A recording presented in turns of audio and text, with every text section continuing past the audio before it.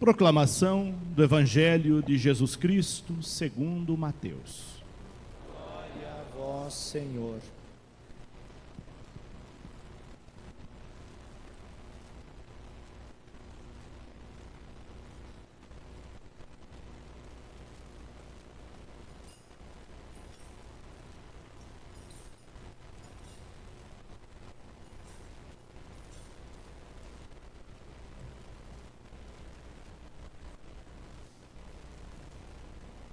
Naquele tempo, Jesus foi para a região de Cesareia de Filipe e ali perguntou aos seus discípulos: quem dizem os homens ser o Filho do Homem? Eles responderam: alguns dizem que é João Batista, outros que é Elias, outros ainda que é Jeremias ou algum dos profetas. Então Jesus lhes perguntou: e vós, quem dizeis que eu sou? Simão Pedro respondeu: tu és o Messias, o Filho do Deus vivo. Respondendo, Jesus lhe disse: feliz és tu, Simão, filho de Jonas, porque não foi um ser humano que te revelou isso, mas o meu Pai que está no céu. Por isso eu te digo que tu és Pedro, e sobre esta pedra construirei a minha igreja. E o poder do inferno nunca poderá vencê-la. Eu te darei as chaves do reino dos céus. Tudo o que tu ligares na terra será ligado nos céus. Tudo o que tu desligares na terra será desligado no céu. Palavra da salvação. Glória a vós, Senhor.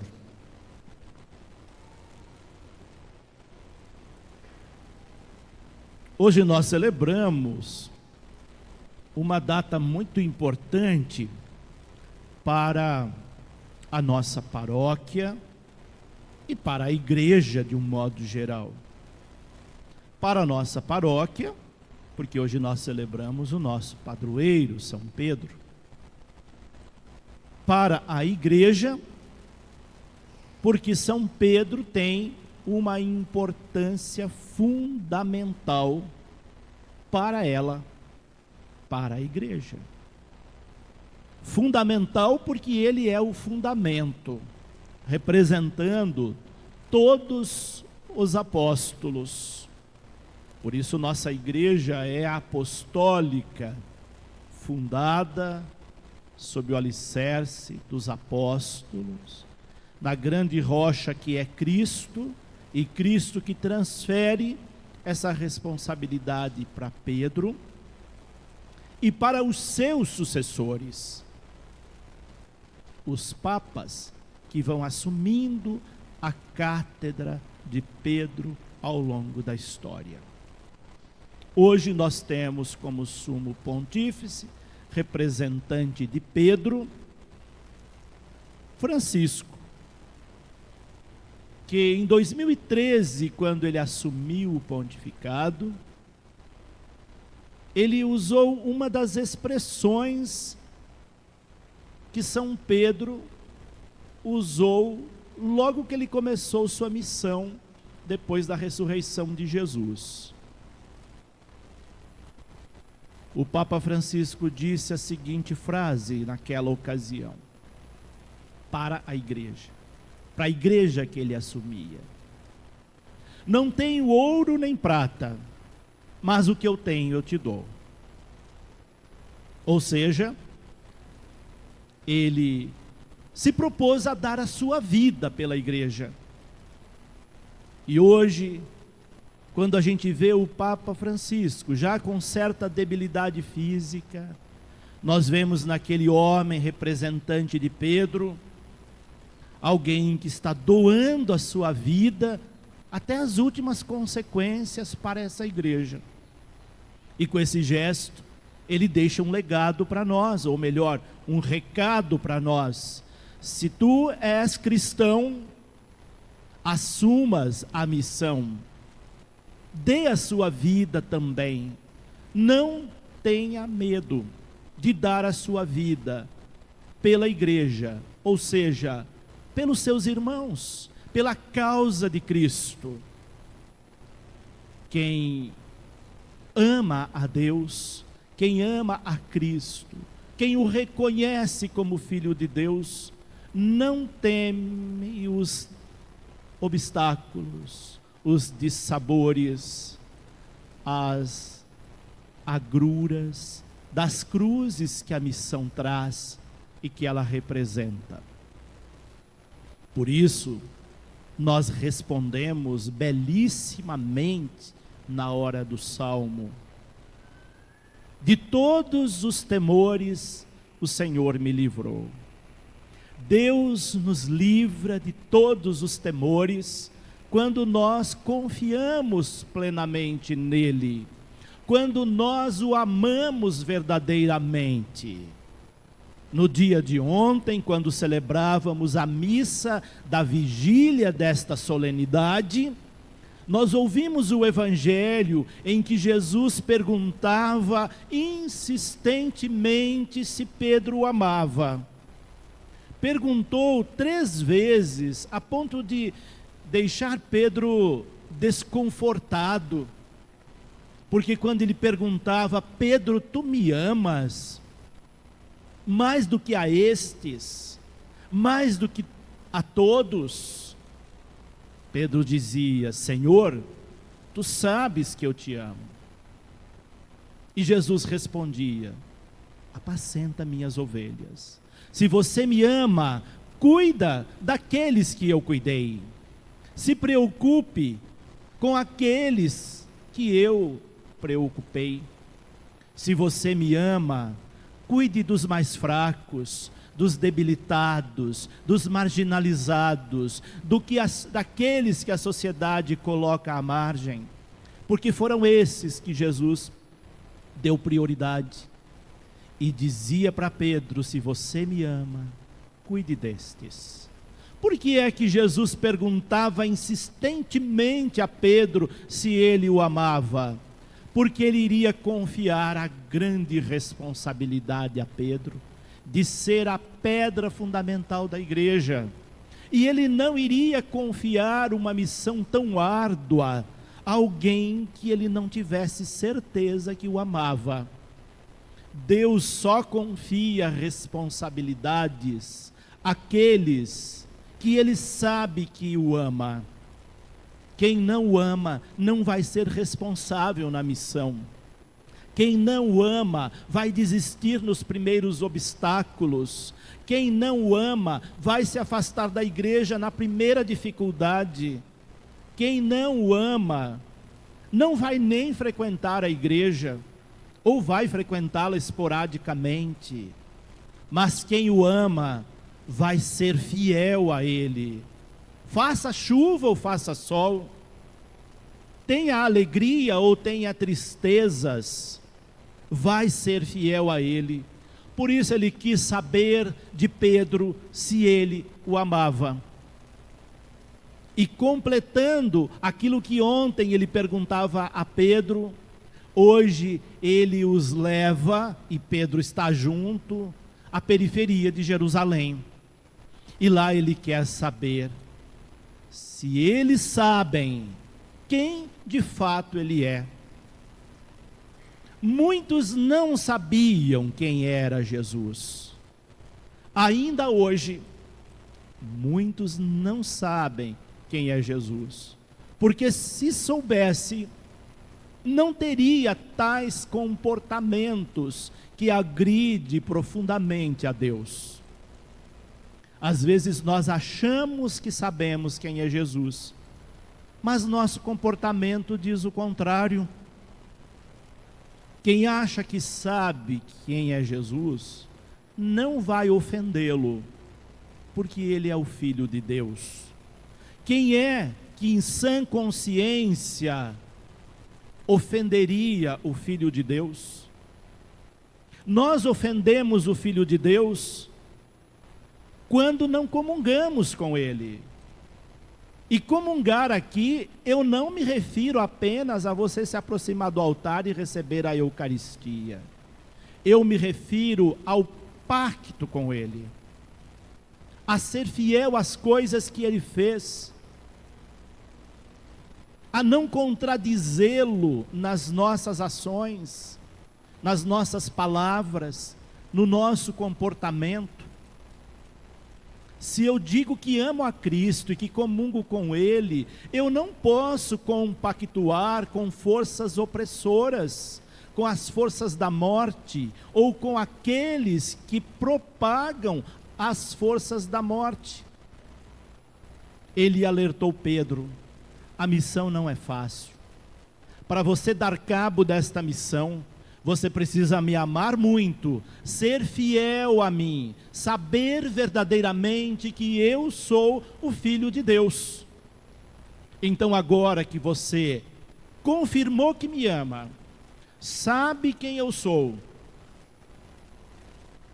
eu vou te dar as chaves do reino dos céus.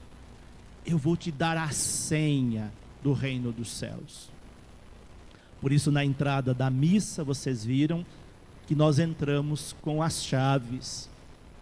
Pedro recebeu simbolicamente as chaves. Sabe o que significa uma chave? Significa que você tem certo poder, poder de abrir e de fechar portas, de permitir que alguém entre ou não em determinado lugar. A chave significa responsabilidade. Agora, quando você tem as chaves do céu, já imaginou o tamanho dessa responsabilidade? E ele confia a Pedro as chaves do céu. E disse para ele: tudo que você ligar na terra, unir na terra, promover uma sinodalidade na terra, você ligará no céu. E tudo que você desligar na terra, bloquear na terra, romper na terra, você está rompendo no céu. E aí cabe a nós perguntarmos: o que é que nós estamos ligando no céu e desligando no céu? Temos que ligar no céu as coisas boas, as nossas ações de amor, de compromisso, e desligar e banir da nossa vida aquilo que não é bom. Por outro lado, com essa expressão, ele vai dizer: tudo que nós fazemos na terra interfere diretamente no céu. Nada é alheio ao céu. O céu já está presente aqui, como também o inferno. Por isso ele disse: as forças do inferno nunca poderão vencer essa igreja fundamentada nos apóstolos, essa igreja de Deus. Aqui na terra tem céu e inferno. Qual dos dois nós estamos promovendo mais? Ele nos dá então, com estas chaves dada a Pedro, o livre arbítrio de ligar e desligar as coisas entre o céu e a terra, ou de promover na terra o céu ou o inferno. Tem gente que consegue fazer com que vislumbremos o céu já aqui na terra. São aqueles que têm boas ações, que são pessoas íntegras, que respeitam o seu semelhante, não importando quem ele seja, que promove o amor, a paz em vez da guerra. Mas tem aqueles que fazem o inferno acontecer. Isso me faz lembrar um filósofo que era ateu, mas que constatou isso. Um filósofo francês chamado Jean-Paul Sartre disse que o inferno eram os outros. E é isso mesmo. O inferno está presente também nas pessoas, em nós. Nós temos que fazer com que o céu transpareça e não o inferno. Aí está a responsabilidade das chaves dada a Pedro. Jesus então confia essa grande responsabilidade.